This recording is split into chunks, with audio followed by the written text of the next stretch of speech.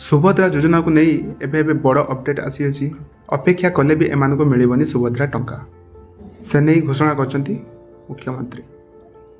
तेबे केउ माने सुभद्रा टंका पाइबे नहीं आवेदन करथिले भी कटिजीव ना। तो जो महिला माने निम्नलिखित मानदंड मध्यरु कोनोसठी पूरण करती से माने एही योजना अधीन लाभ पाइबाकू अयोग्य हेबे बा सेमानकर ना काटी दिया जिवो।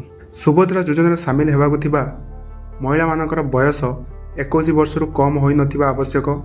से भली 60 वर्ष अधिक कौनसी महिलांकर सुभद्रा योजना सामिल हो पारिबे नाही।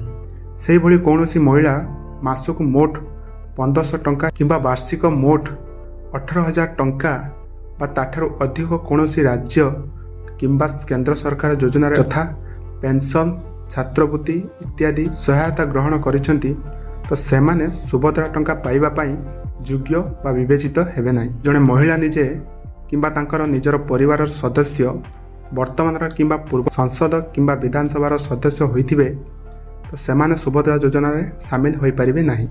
सेही भली आयकर देउथिले एही योजना रे सामिल होई परिबे नाही।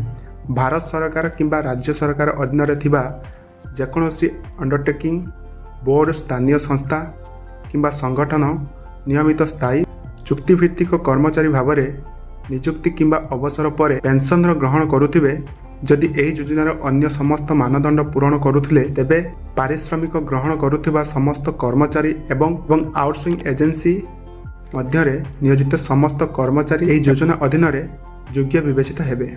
जदि आवेदनकारी परिवार जलसेचित जमीर परिमाण 5 एकड़ रु अधिक और अणजलसेचित जमीर परिमाण 10 एकड़ रु अधिक होइतिबो सेमाने सुभद्रा टंका पाई परिबे नाही।